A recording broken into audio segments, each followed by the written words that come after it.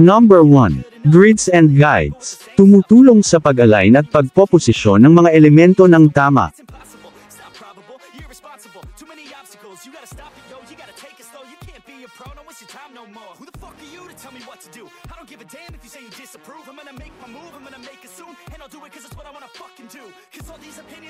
Number 2. Gradient tool. Ilapat ang mga gradient sa text o background para sa mas kakaibang kulay.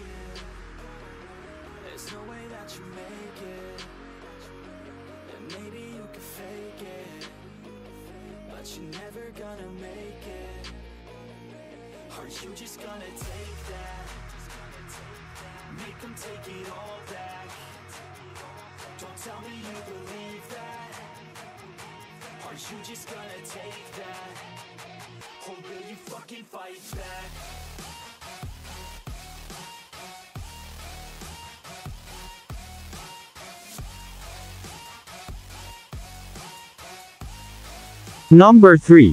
History panel o recover autosave. Nagpapakita ng timeline ng iyong mga aksyon para sa madali mong ma-recover kapag hindi mo sinasadya na mawala ang iyong ginagawang proyekto.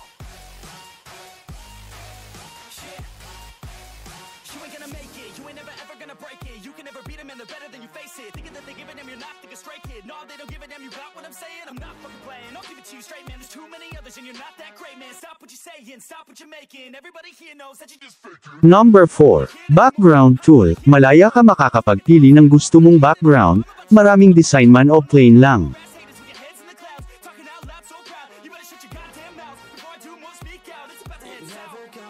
Number 5. Customizable canvas size. Isaayos ang mga sukat ng canvas upang umangkop sa iyong mga kinakailangan sa proyekto, kung gusto mo ng 8K resolution.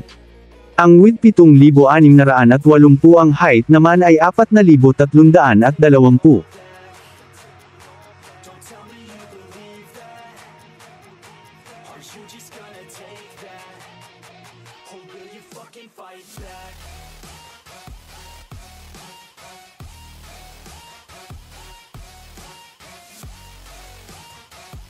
Maraming salamat po.